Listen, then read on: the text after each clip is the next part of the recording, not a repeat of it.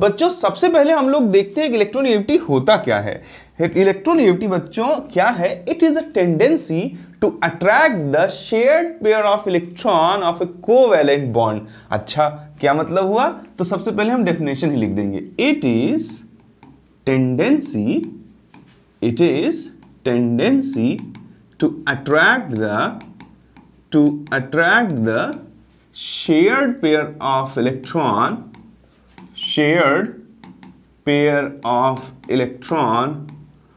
of any covalent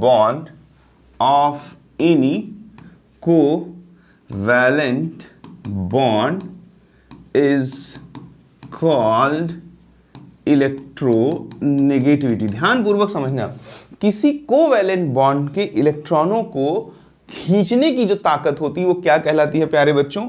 electronegativity कहलाती है। जैसे वैज्ञानिकों ने बहुत माइन्यूटली देखा कि मान लीजिए कहीं H और Cl के बीच में बॉन्ड है, तो जब और H और Cl के बीच में जो बॉन्ड होता है तो उसमें जो बॉन्ड के दोनों इलेक्ट्रॉन रहते हैं वो इक्वली नहीं शेयर्ड रहते हैं। क्लोरीन की तरफ वो ज्यादा झुके हुए रहते हैं, यानी उनका खिंचाव क्लोरीन की तरफ ज्यादा रहता है, हाइड्रोजन की तरफ कम। तो जिसकी तरफ ज्यादा रहता है उस पर क्या लगा देते हैं हम लोग? पार्शियल नेगेटिव चार्ज, और जिधर कम रहता है उस पर क्या लगा देते हैं? Partial positive charge. जैसे मान लीजिए कहीं कार्बन और ऑक्सीजन के बीच में जो बॉन्ड बना है, तो जो बॉन्ड हमको दिख रहा है ये बॉन्ड के दोनों इलेक्ट्रॉन प्यारे बच्चों इक्वली नहीं शेयर्ड रहते हैं। ये क्या होता है कि ये एक तरफ ज्यादा रहता है इनका झुकाव, जैसे इसकी तरफ ज्यादा रहेगा और इधर कम रहेगा। तो शेयर्ड पेयर ऑफ इलेक्ट्रॉन को अपनी तरफ खींच लेने की जो टेंडेंसी होती है उसे ही हम क्या बोलते हैं? इलेक्ट्रोनेगेटिविटी। तो जैसे देखो यहां अगर क्लोरीन ने खींचा है तो हम बोल सकते हैं कि electronegativity of chlorine is greater than the electronegativity of hydrogen. यहां अगर हम लोग बात करते हैं ऑक्सीजन ने खींचा है तो हम कह सकते हैं कि electronegativity of oxygen is greater than the electronegativity of carbon. ऐसे बहुत सारे एग्जाम्पल्स ले सकते हैं प्यारे बच्चों हम लोग। अब जैसे मान लीजिए कि अगर इतनी चीज आपने पढ़ लिया तो मैं कह सकता हूं कि अगर किसी दो एटम X और Y के बीच में बॉन्ड बना हुआ है और अगर X की इलेक्ट्रोनेगेटिविटी Y से ज्यादा हुई, यानी कि if electronegativity of X is greater than the electronegativity of Y, if electronegativity of what? X is greater than the electronegativity of Y, यानी अगर X की बच्चों इलेक्ट्रोनेगेटिविटी क्या है? ज्यादा है। किससे? Y से। तो X जो है वो शेयर्ड पेयर ऑफ इलेक्ट्रॉनों को अपनी तरफ क्या करेगा? खींच लेगा। तो इस पर जो है कैसे चार्ज आ जाएंगे? इस पर चार्ज आ जाएंगे पार्शियल नेगेटिव, इस पर कैसे चार्ज आ जाएंगे? Partial positive. तो अब इसको जरा और अच्छे से समझाते हैं प्यारे बच्चों। अगर गौर पूर्वक देखो तो बताओ कौन हो सकता है जिम्मेदार जो इलेक्ट्रॉनों को खींच रहा हो? इलेक्ट्रॉनों को तो न्यूक्लियस ही खींच सकता है और तो कोई खींच नहीं सकता। किसी एटम का वो कौन सा हिस्सा है जो इलेक्ट्रॉनों को खींच सकता है? तो बिल्कुल क्लियर कट बात है कि किसी एटम का न्यूक्लियस जो है वो पॉजिटिवली चार्ज होता है, वही इलेक्ट्रॉनों को खींच सकता है। तो जरा बात को गौर पूर्वक समझना। होता क्या है? इलेक्ट्रोनेगेटिविटी कई सारे फैक्टर पे वैसे तो डिपेंड करती है, बट अगर हम एक एक करके देखें तो सबसे जो मेजर फैक्टर वो कौन होता है? मेजर फैक्टर साइज होता है। तो प्यारे बच्चों साइज को इसलिए मैं थोड़ा अलग लेके चलूंगा।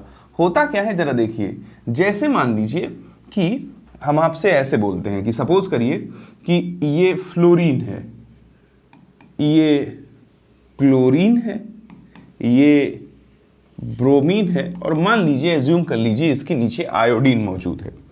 अब अगर ये हाइड्रोजन से बॉन्ड बनाते हैं लाइक दिस, जैसे मान लीजिए कि ये फ्लोरीन है, ये क्लोरीन है, तो ये HCl है, मैं ClH लिख रहा हूं, ये ब्रोमीन है। अगर ये हाइड्रोजन से बॉन्ड बना रहे हैं प्यारे बच्चों तो जरा देखना, हाइड्रोजन एटम कहीं होगा तो मैं ऐसे लिख देता हूं, ये मान लो शेयर्ड पेयर ऑफ इलेक्ट्रॉन यहां मौजूद है।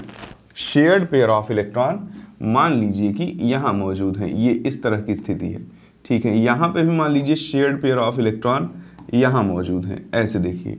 और मान लीजिए कि यहां पर शेयर्ड पेयर ऑफ इलेक्ट्रॉन यहां पे मौजूद हैं। तो प्यारे बच्चों जरा गौर से बात को समझना।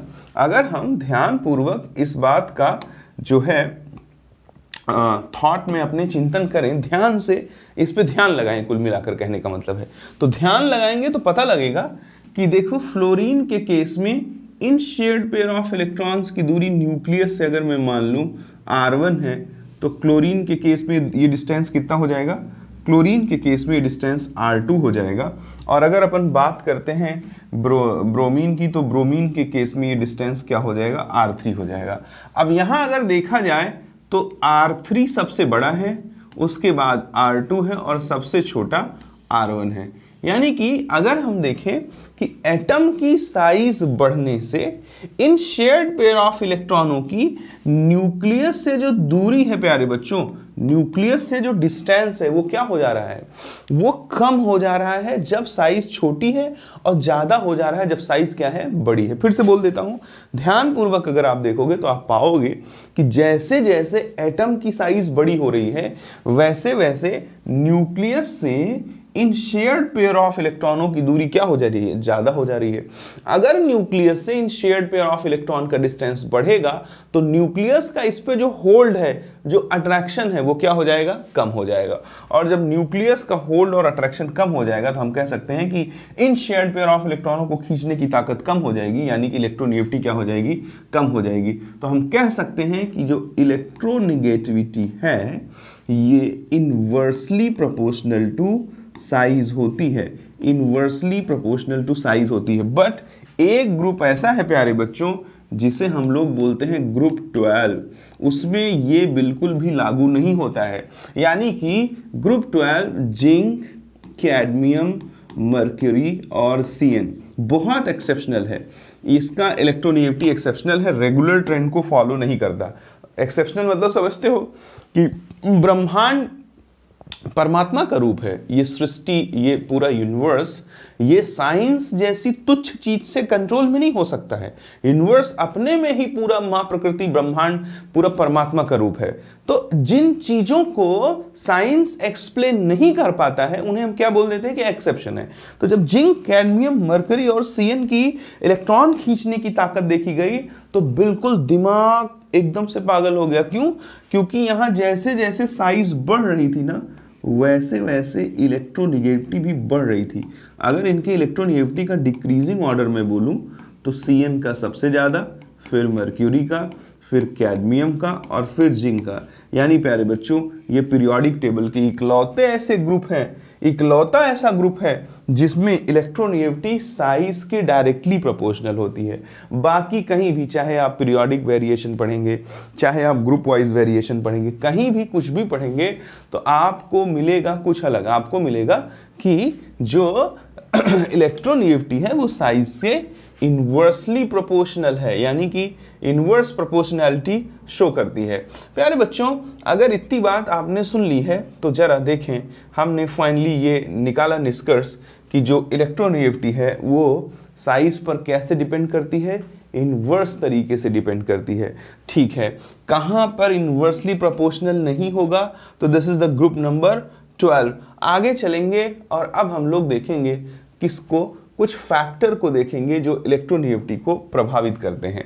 जैसे अगर हम पीरियोडिक वेरिएशन की बात करें, पीरियोडिक वेरिएशन यानी पीरियोडिक टेबल में हम लोग लेफ्ट टू राइट मूव करें तो इफेक्टिव न्यूक्लियर चार्ज बढ़ता है, जिसकी वजह से किसी भी एटम की साइज छोटी होती है।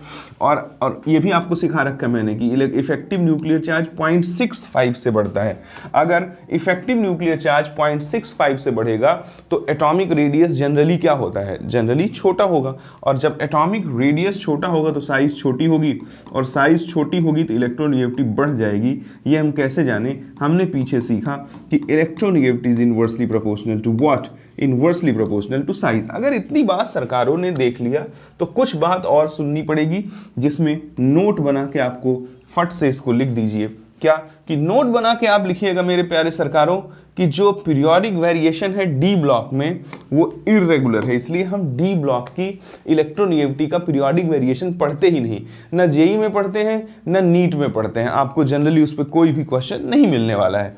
तो यहां मैं बोलूंगा कि जो है variation of electronegativity in D block शायद पीछे मैं गलती से पी ब्लॉक बोल गया, वो स्लिप ऑफ टंग होगा, उसको करेक्ट कर लीजिएगा। पीरियोडिक वेरिएशन या variation of electronegativity in D block periodically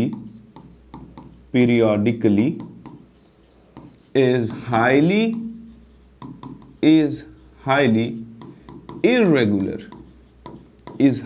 irregular, इसलिए हम उसको पढ़ेंगे नहीं। जैसे कि डी ब्लॉक में जो हम लेफ्ट टू राइट मूवमेंट करते हैं तो उसका जो इलेक्ट्रोनेगेटिविटी का वेरिएशन है वो इतना इरेगुलर होता है कि हम उसको पढ़ते नहीं हैं, वो हमारे सिलेबस का भी हिस्सा नहीं है। इसलिए हम कहाँ से शुरू करेंगे? हम शुरू करेंगे एस और पी ब्लॉक का। तो देखिए, अगर प्यारे बच्चों यहाँ पर देखा जाए तो कौन होता है? हाइड्रोजन। वैसे हाइड्रोजन का पोजीशन फिक्स नहीं होता है, बट ग्रुप 1 और ग्रुप 17 दोनों के साथ इसे रखा जा सकता है। तो ली ना करे रब से फरियाद, यहाँ आ जाएंगे तो क्या हो जाएगा? बेटा मांगे कन्या सुंदर, बाप राजी। यहाँ आ जाएंगे तो क्या हो जाएगा? बाबा अली गया इंडिया थैला लेकर। और उसके बाद आगे आ जाएंगे तो क्या हो जाएगा? कहे शिव जी सुने पार्वती, नाना पाटेकर ऐश्वर्या सब बीमार। अब ये सब तो आपको सिखा ही रखा है ना। OS सीमा तेरा फ़ोन नंबर। और प्यारे बच्चों, जो इनर्ट गैसेस हैं जैसे कि हे नेताओं और कर्मचारियों जीते रहें। अच्छा ये बताओ, इलेक्ट्रोनेगेटिविटी शो करने के लिए कोवैलेंट बॉन्ड बनाना जरूरी है, और हम जानते हैं कि नॉर्मल सिचुएशन में कोई भी इनर्ट गैस किसी भी अदर एलिमेंट से रिएक्टिविटी शो नहीं करता है। जब किसी अदर एलिमेंट से रिएक्टिविटी शो नहीं करेगा तो नॉर्मल सिचुएशन में ये कोई कोवैलेंट बॉन्ड बनाएगा नहीं।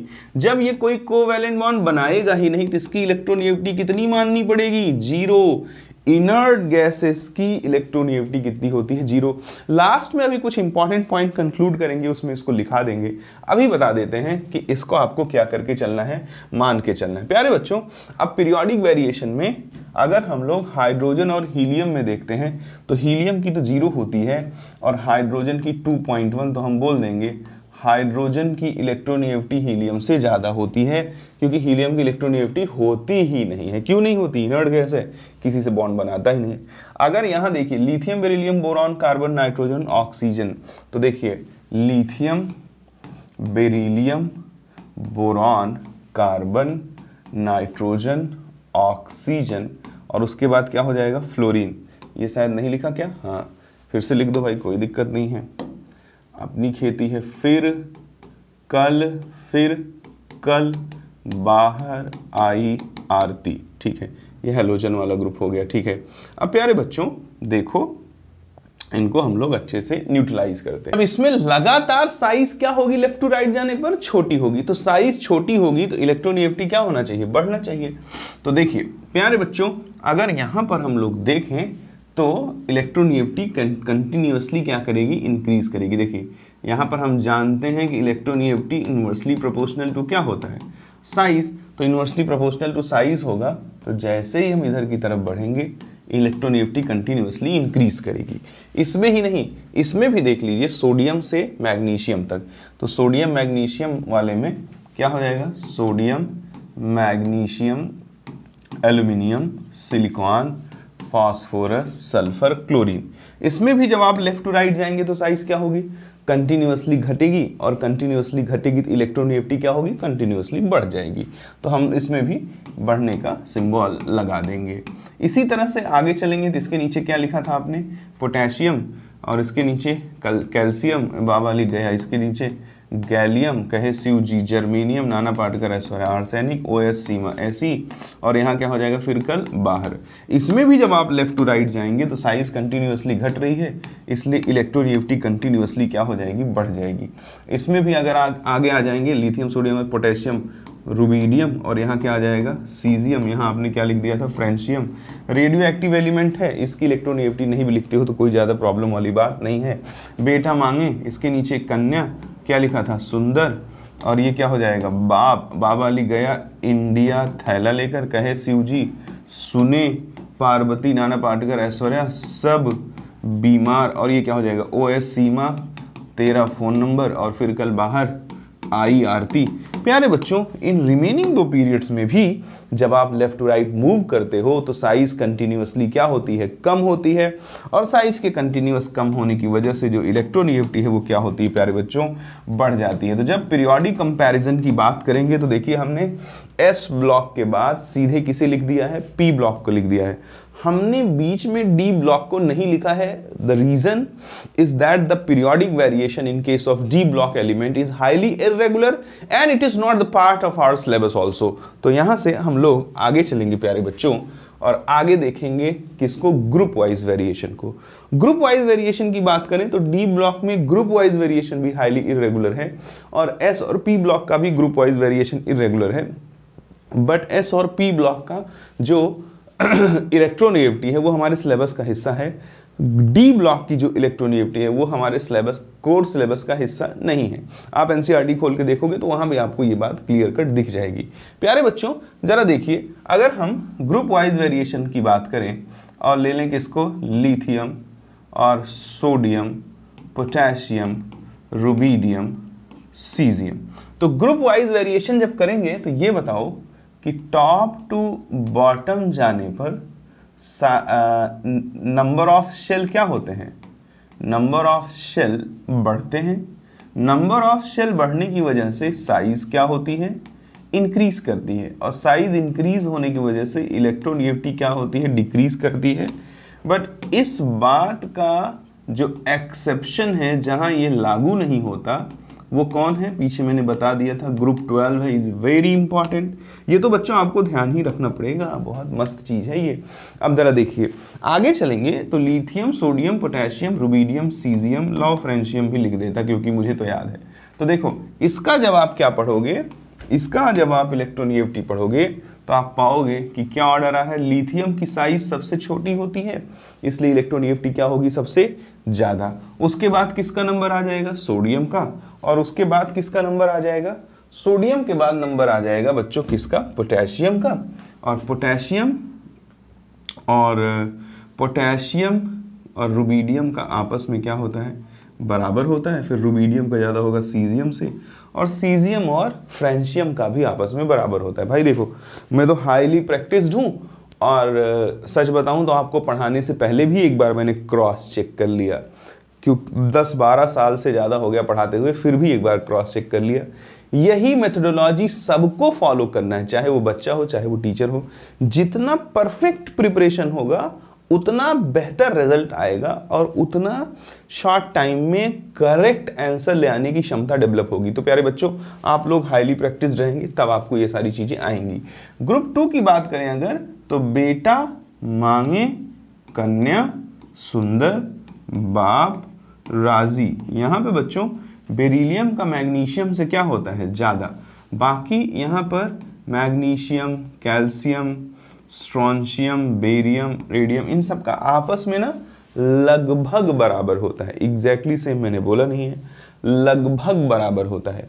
प्यारे बच्चों अब आगे धीरे से बढ़ लेंगे। ग्रुप 13 में बाबा अली गया इंडिया थैला लेकर। ये ग्रुप 13 आप जानते हो कि सभी चीज़ों में बहुत इर्रेगुलर वेरिएशन दिखाता है। तो इसका मेरे पास एक हमेशा से ट्रिक रहता है, वो है बैटिंग आई, इसी से मैं याद रखता हूँ। बैटिंग के बी से बोरॉन और टिंग के टी से थैलियम, इंग से ING, बैटिंग IN आ रहा है ना, इंडियम, और उसके बाद क्या हो जाएगा, बैटिंग गा आ गया यानी गैलियम, और I means aluminium, ALI, batting I. This is the electronegativity order of group 13। आप याद होगा ये बहुत ही हाई इरेगुलर ग्रुप है। याद होगा आपको आयनाशन थैलेपी पढ़ा सिखाने के लिए मैंने ये वाला W आपको सिखाया था, बाबा अली गया इंडिया थैला लेकर। यानी अगर आयनाशन थैलेपी का डिक्रीजिंग ऑर्डर लिखना चाहो तो बोरॉन, फिर थैलियम, फिर गैलियम, फिर एल्यूमिनियम, और फिर जाकर के कौन आ जाएगा, बाबा अली गया इंडिया, इंडियम। तो ये हाईली इरेगुलर वेरिएशन शो करते हैं अपनी सभी प्रॉपर्टीज में ऑलमोस्ट, इसलिए इनको आपको याद करने की ट्रिक्स बनाने पड़ेंगे, शॉर्ट ट्रिक बनाना पड़ेगा। इनके जो है ऑब्जर्वेशन को बहुत शार्प रखना पड़ेगा और बार बार प्रैक्टिस करना पड़ेगा जब तक आपका एग्जाम नहीं हो जाता है। क्योंकि प्यारे बच्चों, इनऑर्गेनिक एक ऐसा हिस्सा है ना जो किसी को नहीं आता है जल्दी। जब आप इस पे होल्ड डेवलप करोगे तो ये रैंक बूस्टर यूनिट्स हैं, यानी ये आपके रैंक को सेफ करेगी, क्योंकि वहां हर कोई परफॉर्म नहीं कर पा रहा होगा। जो बहुत शांत होगा, जिसके पास अन्यथा विचार नहीं होंगे, फोकट की बातों को नहीं सोच रहा होगा, वही इन सब चीजों को याद कर सकता है। जो कंटिन्यूअस थॉट में है, जो पैरेलल में किसी और दुनिया में घुसा हुआ है, वो इनको याद नहीं कर पाएगा प्यारे बच्चों। तो देखो आगे चलते हैं और बात करते हैं किसकी, कहे शिव जी सुने पार्वती। इसमें भी कार्बन का सबसे ज्यादा होता है, बाकी इनका ऑलमोस्ट क्या होता है, सेम माना जाएगा प्यारे बच्चों। और आगे आ जाएं और बात करें किसकी, नाना पाटेकर ऐश्वर्या सब बीमार। तो इसमें नाइट्रोजन का सबसे ज़्यादा, फिर फॉस्फोरस, फिर आर्सेनिक और एंटीमनी और बिस्मथ, इनका आपस में क्या होता है, लगभग सेम। OS सीमा तेरा फ़ोन नंबर, तो इसमें लगातार घटता है। फिर कल बाहर आई आरती, इसमें भी इलेक्ट्रोनिगेटिविटी टॉप टू बॉटम जाने पर कंटिन्यूअसली डिक्रीज होती है। तो हमने ग्रुप वाइज और पीरियोडिक वेरिएशन देखा। अब हम देखेंगे परसेंटेज एस कैरेक्टर का रोल। प्यारे बच्चों बहुत ही इंपॉर्टेंट है ये, बहुत इंपॉर्टेंट। जैसे देखिए, अगर मैं यहाँ पर इथेन लिख दूं और यहाँ पर मैं इथीन लिख दूं और यहाँ पर मैं इथाइन लिख दूं। प्यारे बच्चों आप जानते हो या नहीं जानते हो, आई डोंट नो, नहीं जानते होगे तो आगे मैं सिखा दूंगा। हाइब्रिडाइजेशन निकालना जानते हो, हाइब्रिडाइजेशन होता है sigma bond plus lone pair. तो इस कार्बन के पास जब इसका स्ट्रक्चर खोलोगे तो देखो एक बॉन्ड इधर बना है, 2 हाइड्रोजन और 1 हाइड्रोजन इधर, 4 बॉन्ड है। तो सिग्मा बॉन्ड की संख्या 4 हो गई और कार्बन के आउटर मोस्ट शेल में टोटल 4 इलेक्ट्रॉन होते हैं, तो लोन पेयर 0 हो गया, क्योंकि 4 के चारों इलेक्ट्रॉन बॉन्ड बनाने में पार्टिसिपेट कर दिए। तो लोन पेयर कितना हो जाएगा, 0। तो इसको ऐसे तोड़ेंगे, जैसे हमारे पास 4 आया तो इसको ऐसे लिख देंगे 1 + 3 यानी sp3। अब यहाँ देख लो कार्बन के पास कितने हाइब्रिडाइजेशन निकालना है, तो सिग्मा बॉन्ड निकालो, देखो 2 1 3। ये भाई देखो इधर, सॉरी ये गलती से बना है, इधर इसको नहीं बनाना चाहिए। ये डबल बॉन्ड, देखो 2 हाइड्रोजन है, तो इस डबल बॉन्ड में 1 सिग्मा और इधर ये 2 सिग्मा, तो 3 सिग्मा बॉन्ड हो गए, लोन पेयर 0। तो इसको कैसे तोड़ोगे, 1 + 2 यानी हाइब्रिडाइजेशन कितना हो जाएगा, sp2। यहाँ पे जरा देखो, अगर कार्बन की सूरत देखोगे 3 बॉन्ड इधर 1 हाइड्रोजन, तो तुम्हें पता लगेगा कि 3 बॉन्ड में 1 सिग्मा होता है, वो आगे सिखाऊंगा और आपने जहाँ थोड़ा बहुत पढ़ा होगा तो मालूम ही होगा ना। और ये 1, तो 1 + 1 ये कितना हो जाएगा, sp। ये हो गया हाइब्रिडाइजेशन निकालने का तरीका। इसको बहुत डिटेल में पढ़ाएंगे, कहाँ पर, केमिकल बॉन्डिंग में। अब बच्चों जरा देखो, यहाँ टोटल 4 ऑर्बिटल हैं, 1 s है और 3 p है। अगर इन 4 ऑर्बिटल में देखें तो 4 ऑर्बिटल में 1 s, तो 1 में कितना 1/4, तो जो है 100 में कितना 1/4 × 100 यानी 25%। यानी अगर बात किया जाए कि इन sp3 hybridization the percentage s character is how much, तो you can say it is 25%। यहाँ जरा देखो, total 3 orbitals are involved in hybridization, 1s and 2p। तो 3 ऑर्बिटल में 1 s है, तो 1 में कितना होगा 1/3, तो 100 में कितना होगा 1/3 multiplied by 100, it's nothing but 33.33%. So we can say that percentage S character in sp2 hybridization is how much, 33.33%. Similarly in this case we can say that percentage S character is nothing but 50%. अब प्यारे बच्चों देखो, जैसे ही तुम किसी का electronic configuration करते हो तो सबसे पहले क्या लिखते हो, 1s2, यानी न्यूक्लियस से जैसे ही आगे बढ़ते हो तो कौन आ जाता है, s आ जाता है। अगर कहीं पर परसेंटेज s कैरेक्टर ज्यादा है, इसका मतलब वहां न्यूक्लियस से क्लोजनेस क्या है, ज्यादा। परसेंटेज s कैरेक्टर ज्यादा, तो उसको हम ऐसे लिखते हैं पेनिट्रेशन पावर। पेनिट्रेशन पावर मतलब होता है उस ऑर्बिटल की न्यूक्लियस से क्लोजनेस क्या है, ज्यादा। पेनिट्रेशन पावर क्या है, ज्यादा, या न्यूक्लियस से क्लोजनेस क्या है, ज्यादा। इसलिए साइज क्या होगी, अगर किसी की न्यूक्लियस से क्लोजनेस ज्यादा है तो हम कह सकते हैं मोटे मोटे शब्दों में कि उसकी साइज क्या होगी, कम होगी, और उसकी इलेक्ट्रोनेगेटिविटी क्या है, ज्यादा। देखो जैसे कोई एटम है, ऐसी स्थिति है, कोई यहाँ का है और कोई यहाँ खा है, तो का की न्यूक्लियस से क्लोजनेस ज़्यादा है यानी छोटी साइज पे मौजूद है ना, और खा की न्यूक्लियस से क्लोजनेस का की न्यूक्लियस से क्लोजनेस कम है यानी छोटी साइज पे मौजूद है, और खा की न्यूक्लियस से क्लोजनेस क्या है, ज़्यादा है यानी बड़ी साइज पे मौजूद है।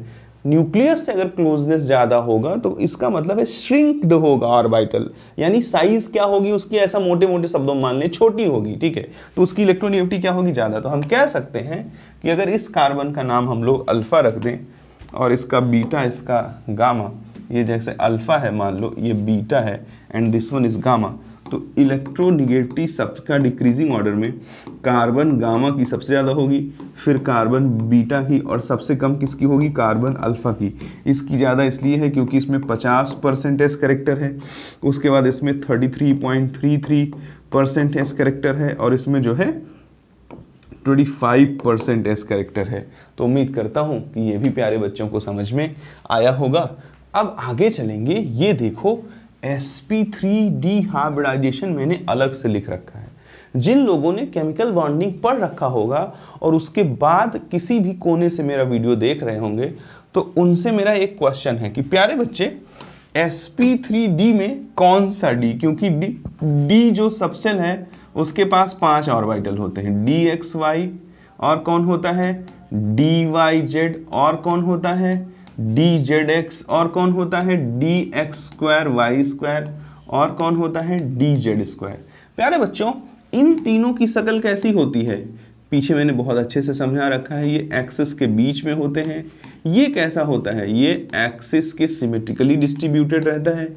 ये कैसा होता है, ये p ऑर्बिटल जैसा होता है, लुक्स लाइक p। ये भी एक्सिस के सिमेट्रिकली डिस्ट्रीब्यूटेड रहता है z एक्सिस के। प्यारे बच्चों अब सबसे पहला मेरा क्वेश्चन है कि sp3 हो गया, तो s तो एक ही ऑर्बिटल होता है, p सबशेल में 3 होते हैं, px py pz, तीन के तीनों इन्वॉल्व हो गए। बट मेरा क्वेश्चन है sp3 डिहाइब्रिडाइजेशन में ये d जो है वो कौन सा d है, कौन सा d। तो सबसे पहले आप मुझे बताइए कि कौन सा डी है, कमेंट करके जरूर बताइएगा अगर आपको तुरंत आ जा रहा है तो। अब अगर नहीं आपको आ रहा है तो मैं सिखा सकता हूं, देखो कमेंट जरूर करिएगा अगर आपको पहले से मालूम था कि कौन सा डी होता है, और अगर नहीं मालूम है तो कोई बात नहीं, सुनिए सीखिए और बातों को प्यारे बच्चों समझिए। मेरे प्यारे सरकार अगर हम देखें तो एस कैसा होता है, स्फेरिकल, और पी कैसा होता है, डम्बल शेप में। अब एक एस और 3 पी में यानी ज्यादा भागीदारी किसकी है, 3 डंबल मौजूद है ना, 3 डंबल मौजूद है। तो देखो हाइब्रिडाइजेशन मिक्सिंग ऑफ ऑर्बिटल होता है। अगर हम कहें कि इनमें से कौन सा इनके जैसा है तो वही इनके साथ मिक्स होना चाहेगा। तो देखो जो dz² है ना उसकी शकल p से मिलती जुलती है कि नहीं, क्योंकि यहां पर p की दावेदारी सबसे ज्यादा है। भाई देखो मिक्स कौन लोग होते हैं, जो एक जैसे हो, तो सबसे पहली प्रायोरिटी कौन से d की होगी, जो p के जैसा हो। कौन p के जैसा है, dz², यानी sp3d में ये जो d होता है वो dz² होता है, ठीक है। लेकिन हम तो इलेक्ट्रोनेगेटिविटी पढ़ रहे हैं। अब जरा देखिए कि कितना अच्छे से मैं आपको इसको एक्सप्लेन करता और आपको सिखाने की कोशिश करता है एक एक बात को। प्यारे बच्चों sp3d जो है वो sp2 और pz और dz² का मिक्सचर होता है, ठीक है, बहुत अच्छी बात है। अब जरा बात को समझना, sp इसकी वजह से जो शेप आता है वो ट्राइगोनल बाई पिरामिडल आता है। देखो इसकी वजह से ऐसी स्थिति होगी, देखो जो ट्राइगोनल शेप बनता है उसके लिए कौन जिम्मेदार होता है, ये हाइब्रिडाइज ऑर्बिटल का शकल ऐसा होता है, एक लूप बड़ा एक लूप छोटा। थोड़ा सा मिक्सिंग तो हो रहा है एक्स्ट्रा नॉलेज का, एकदम से 11th वाला बच्चा बिना केमिकल बॉन्डिंग पढ़े ये सब सुन रहा होगा तो शायद उसको समझ में ना आए, बट मैं क्या करूं, मैं तो पढ़ाऊंगा जो भी कुछ सिलेबस में। तुम्हें नहीं समझ में आए नोट्स बना लो, नोट्स में एडेड रखोगे अगर तो कोई बात नहीं है, आगे केमिकल बॉन्डिंग पढ़ोगे मुझसे कहीं और से भी तो आपको ये चीज़ें लिंक करने लगेंगी, क्योंकि बहुत ज़बरदस्त है आगे जो बोलने वाला हूँ। प्यारे बच्चों pz और dz² जो है वो देखो उसको अगर तुम समझोगे तो वो ऐसा होता है, ठीक है। अगर इनको इस पे उठा के रख दूं, ओवरलैप करा दूं, तो स्थिति कुछ ऐसी बन जाएगी, देखिए। यानी कि ये 3 ऑर्बिटल होंगे जो ट्रायंगुलर शेप बना रहे होंगे, और बाकी जो दो येलो वाले हैं ये प्लेन के परपेंडिकुलर होंगे, ऐसे बाहर की तरफ होंगे। अब बाहर की तरफ हवा में तो मैं बना नहीं सकता हूं, तो ऐसे एक नीचे बना दूंगा और एक ऊपर बना दूंगा। नीचे वाले को तो समझना तुम्हारी तरफ आ रहा है और ऊपर वाले को समझना कि प्लेन के पीछे जा रहा है, यानी बोर्ड को फाड़ता हुआ दीवार के पीछे निकल जा रहा है। ठीक है प्यारे सरकारों, अब ये जो प्लेन में है ना इनको बोलते हैं इक्विटोरियल बॉन्ड, और जो ये परपेंडिकुलर है इनको बोलते हैं एक्सियल बॉन्ड।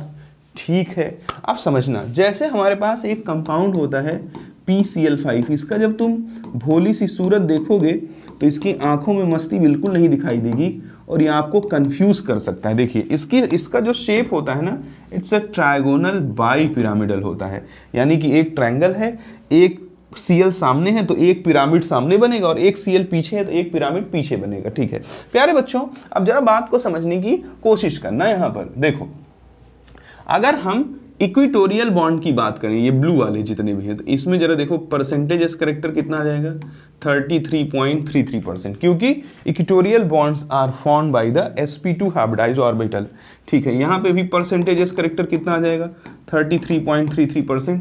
यहाँ पे भी परसेंटेज एस करेक्टर कितना आ जाएगा, 33.33%। बट अगर एक्सियल बॉन्ड के लिए देखोगे तो इनके लिए परसेंटेज एस करेक्टर कितना हो जाएगा, 0 हो जाएगा। अच्छा, इसका मतलब कि एक ही मॉलिक्यूल में सेंट्रल एटम फास्फोरस अपने अलग अलग बॉन्ड के लिए अलग अलग इलेक्ट्रोनेगेटिविटी एक्सर्ट करता है। ध्यान से समझना प्यारे बच्चों, अगर इलेक्ट्रोनेगेटिविटी की बात करें तो electronegativity of equatorial bonds is much more greater than the electronegativity of axial bond. प्यारे बच्चों, बहुत जबरदस्त बात है, दुनिया का इकलौता एग्जाम्पल है जहां पर सेंट्रल एटम अपने अलग अलग बॉन्ड के लिए अलग अलग इलेक्ट्रोनेगेटिविटी एक्सर्ट करता है। सेम टाइम अगर हम बॉन्ड लेंथ की बात करें तो देखो, जहां पर परसेंटेज एस करेक्टर ज्यादा है वहां ऑर्बिटल जो है पेनिट्रेटेड है न्यूक्लियस के पास, यानी श्रिंक्ड है, यानी कि छोटा है कह सकते हैं, तो उसके द्वारा बनाया गया बॉन्ड क्या होगा, उसकी लेंथ छोटी होगी। और जहां पर परसेंटेज एस करेक्टर कम है वो ऑर्बिटल थोड़ा फैला हुआ रहेगा इलेक्ट्रॉन डेंसिटी उसमें, यानी ऐसे कह सकते हैं, ऐसे तुम ध्यान रखने के लिए, परसेंटेज एस करेक्टर कम है यानी न्यूक्लियस से दूरी क्या है, ज्यादा है, ऐसे याद कर लो, न्यूक्लियस से दूरी ज्यादा है तो वो बड़ा बॉन्ड बनाएगा, क्योंकि बड़ा ऑर्बिटल बड़ा बॉन्ड बनाएगा, छोटा ऑर्बिटल छोटा बॉन्ड बनाएगा। तो बॉन्ड लेंथ की बात करें तो एक्सियल की जो बॉन्ड लेंथ है वो ज्यादा होती है किससे, इक्विटोरियल की बॉन्ड लेंथ से ज्यादा होती है। बहुत इंपॉर्टेंट बात है, बहुत बहुत बहुत, यानी कि अगर हम कहें ये है, यानी इक्विटोरियल बॉन्ड है, मान लो ये x x x, तो x तो आपस में बराबर होंगे, और एक्सियल बॉन्ड है मान लो कौन, ये y y, तो y की जो बॉन्ड लेंथ है वो ज़्यादा होगा बॉन्ड लेंथ ऑफ x से, और y की जो इलेक्ट्रोनेगेटिविटी है यानी इस फास्फोरस का इस क्लोरीन के लिए वो कम होगा इस फास्फोरस का इस क्लोरीन के लिए जो होगा, यानी x वाले बॉन्ड की इलेक्ट्रोनेगेटिविटी से। उम्मीद करता हूँ कि समझ में आया होगा, तकलीफ भी हुई होगी, एकदम से फ्रेश बच्चा है 11th का तो थोड़ा उसको समझने में असुविधाएं भी होती हैं, बट क्या करूँ मैं, मुझे तो जो अच्छी चीज़ें हैं उनको एक्सट्रैक्ट करके तुम तक पहुँचाना ही पड़ेगा। प्यारे बच्चों, चार्ज की बात करें अगर तो देखो, चार्ज साइज से ही समझा जा सकता है। दो तरह से चार्ज आप पाते हो, या तो कहीं पर नेगेटिव चार्ज बढ़ता या घटते हुए क्रम में, तो मैं घटते में लिख दे रहा हूं, तुम्हें बढ़ते का मन हो तो बढ़ते में लिख लो, या आप फील करते हो पॉजिटिव चार्ज बढ़ते या घटते हुए क्रम में, मैं घटते में लिख दे रहा, decreasing order, Al+2 again Al+1 and it is converted into Al। ठीक है प्यारे बच्चों, आगे जरा बात को समझना, नेगेटिव चार्ज अगर कहीं घट रहा है, इधर से इधर जाएंगे तो नेगेटिव चार्ज क्या होगा, घटेगा। तो नेगेटिव चार्ज घटता है तो आपको मालूम है साइज भी घट जाती है। उल्टा बात कर लो, इधर से इधर जाओगे तो नेगेटिव चार्ज क्या होगा, नेगेटिव चार्ज बढ़ेगा, और नेगेटिव चार्ज बढ़ता है प्यारे बच्चों तो साइज बढ़ जाती है। अब साइज के तो इलेक्ट्रोनेगेटिविटी इन्वर्सली प्रोपोर्शनल होता है, तो इसमें जब तुम इधर से इधर जाओगे तो इलेक्ट्रोनेगेटिविटी क्या हो जाएगी, साइज घटेगी तो बढ़ जाएगी, इधर से इधर जाओगे साइज बढ़ेगी तो क्या हो जाएगी, घट जाएगी। सिमिलरली यहाँ भी यूज कर सकते हो, इधर से इधर जाने पर पॉजिटिव चार्ज क्या हो रहा है प्यारे बच्चों, पॉजिटिव चार्ज बढ़ रहा है, पॉजिटिव चार्ज सॉरी घट रहा है, पॉजिटिव चार्ज अगर इधर से इधर जाओगे घटेगा, तो पॉजिटिव चार्ज के घटने पर साइज क्या हो जाती है, बढ़ जाती है, और साइज के बढ़ने पर इलेक्ट्रोनेगेटिविटी क्या हो जाती है, कम हो जाती है। उल्टा चल दो, इधर से इधर जाओ तो पॉजिटिव चार्ज क्या हो जाएगा प्यारे बच्चों, बढ़ रहा है तो साइज क्या हो जाएगी, कम हो जाएगी, तो इलेक्ट्रोनेगेटिविटी बढ़ जाएगी। ये है चार्ज का रूप इलेक्ट्रोनेगेटिविटी पर। प्यारे बच्चों, धीरे धीरे अगर हम लोग और आगे बढ़ते हैं तो कुछ और चीज़ों की हम लोग बात कर लेते हैं। जैसे कभी कभी हमसे इस तरह के क्वेश्चंस भी पूछ लेता है। देखो, ऐसे क्वेश्चन पूछ लेता है कि arrange them in decreasing order of electronegativity. मान लीजिए आपसे ऐसे कह देता है अरेंज देम इन, बड़ा कॉमन क्वेश्चन है, डिक्रीजिंग ऑर्डर ऑफ इलेक्ट्रोनेगेटिविटी। तो इसको भी आपको न्यूट्रलाइज करना आना चाहिए। देखिए कैसे कहेगा, आपसे कहेगा कि बोरॉन, एल्यूमिनियम, कार्बन, सिलिकॉन। आपसे कहेगा carbon, silicon, nitrogen, phosphorus, nitrogen, phosphorus, oxygen, sulphur, oxygen, sulphur, fluorine, chlorine. तो कोई दिक्कत नहीं है। सबसे पहले आप इनको साइज के ऑर्डर में अरेंज करने की कोशिश करें। बोरॉन, एल्यूमिनियम हो गया, उसके बाद कौन आ जाएगा बच्चों, कार्बन, सिलिकॉन। ये थर्ड पीरियड के हैं, इनमें 3 शेल मौजूद है। ये सेकंड पीरियड के हैं, इनमें 2 शेल मौजूद है। तो हम कह सकते हैं कि एल्यूमिनियम और सिलिकॉन की साइज छोटी है बोरॉन और कार्बन से। तो जब साइज छोटी होगी तो इलेक्ट्रोनेगेटिविटी भी क्या होगा, जो है कम होगा, क्योंकि बड़ी जिसकी साइज होती है, उल्टा बोल गया, सॉरी, एक सेकेंड। हम ऐसा कह सकते हैं कि एल्यूमिनियम और सिलिकॉन की साइज बड़ी है किससे, बोरॉन और कार्बन से। जब इनकी साइज बड़ी है प्यारे बच्चों, क्योंकि इनमें 3 शेल है, इनमें 2 शेल है, तो साइज बड़ी है, तो एल्यूमिनियम और सिलिकॉन की इलेक्ट्रोनेगेटिविटी छोटी होगी, क्योंकि जो इलेक्ट्रोनेगेटिविटी है वो तो इनवर्सली प्रोपोर्शनल टू साइज है। बोरॉन कार्बन में कौन छोटा, लेफ्ट टू राइट जाने साइज घटती है, कार्बन छोटा इसलिए कार्बन का ज्यादा बोरॉन से। एल्यूमिनियम सिलिकॉन में कौन छोटा, सिलिकॉन छोटा इसलिए सिलिकॉन का ज्यादा एल्यूमिनियम में। ऐसे यहां भी कर सकते हैं। कहे शिव जी नाना पाटकर, तो कार्बन नाइट्रोजन का इलेक्ट्रोनेगेटिविटी ज्यादा होगा किससे, सिलिकॉन फास्फोरस से। नाइट्रोजन का ज्यादा होगा कार्बन से। अब इधर लेफ्ट कौन है, फास्फोरस का ज्यादा होगा सिलिकॉन से। ऐसे नाइट्रोजन, फास्फोरस, ऑक्सीजन, सल्फर, तो नाइट्रोजन ऑक्सीजन का ज्यादा होगा फास्फोरस सल्फर से, ऑक्सीजन का ज्यादा होगा नाइट्रोजन से, और सल्फर का ज्यादा होगा फास्फोरस से। ऐसे OS फिर कल, तो ऑक्सीजन फ्लोरीन का ज्यादा होगा सल्फर क्लोरीन से, तो फ्लोरीन का ज्यादा होगा ऑक्सीजन से, क्लोरीन का ज्यादा होगा सल्फर से। ऐसे भी कर सकते हो। तो ये भी एक क्वेश्चन का टाइप है। प्यारे बच्चों, धीरे से हम लोग थोड़ा और आगे चलते हैं। यहाँ पर देखिए लिखा हुआ है इलेक्ट्रोनेगेटिविटी ऑफ फ्यू एलिमेंट्स। कुछ एलिमेंट्स की इलेक्ट्रोनेगेटिविटी मैं चाहता हूं कि आप याद रखें। अगर आप इनको याद रखेंगे तो क्वेश्चन हैंडलिंग अगर कभी आता है मान लीजिए, तो आपको उतनी असुविधा नहीं होगी। किनके किनके, तो चलो हम बता देते हैं। सबसे पहले आप हाइड्रोजन को सेंटर में लिख लीजिए, इसका इलेक्ट्रोनेगेटिविटी 2.1 होता है, याद रखिएगा। और इसी की रिलेटिव में बाकी को पढ़ते हैं। जैसे lithium, sodium, potassium, rubidium, caesium, francium. मुझे जो याद है वो मैं लिख देता हूँ। ऐसे तो मुझे कंपैरिजन ऑलमोस्ट सबका याद है, डी ब्लॉक का भी काफ़ी हद तक, बट वो आपके किसी काम का नहीं है। तो यहाँ जो है आप देखिएगा कि जो मैं लिखूंगा उसको थोड़ा ध्यान से समझने की कोशिश करिएगा। इसके बाद यहाँ पर लिखेंगे बेटा, मामी, कन्या, सुंदर, बाप, राजी। उसके बाद यहाँ पे आ जाएंगे, तो यहाँ पर हमें बाकियों से मतलब नहीं है, सिर्फ मैग्नीशियम तक है, ठीक है। उसके बाद अपन आगे चलेंगे, तो बेरिलियम के बाद boron, carbon, nitrogen, oxygen, fluorine, ठीक है। और यहाँ पे सोडियम, मैग्नीशियम बाद क्या हो जाएगा, aluminium, silicon, phosphorus, sulphur, chlorine, bromine, iodine. इतना लिखना चाहता हूं मैं। तो देखो यहाँ इसकी इलेक्ट्रोनेगेटिविटी होती है 1। जब आप लेफ्ट की तरफ जाएंगे तो 0.5 से बढ़ाते चलिए। तो देखिए इसका कितना हो जाएगा, 1.5, 2, 2.5, 3, 3.54, ठीक है। इसका जो है अगर हम नीचे की तरफ जाएंगे तो 0.1 से घटा दीजिए, तो ये हो गया 0.9, ये 0.8 इनकी आपस में बराबर होती 0.8, ये 0.7 इनकी भी आपस में बराबर होती 0.7। अब देखिए मैं कैसे लिख पा रहा हूँ प्यारे बच्चों, क्योंकि मैं अपने जीवन को काफ़ी हद तक आइसोलेशन में रखता हूँ। क्योंकि मुझे अगर अच्छा पढ़ाना है तो मैं बाकी लोगों की तरह जीवन जी करके अच्छा नहीं पढ़ा सकता हूँ। अच्छी नॉलेज नहीं रख सकता हूं। अगर मुझे अच्छा कुछ डिलीवर करना है तो बहुत शांत चित्त की जरूरत होगी।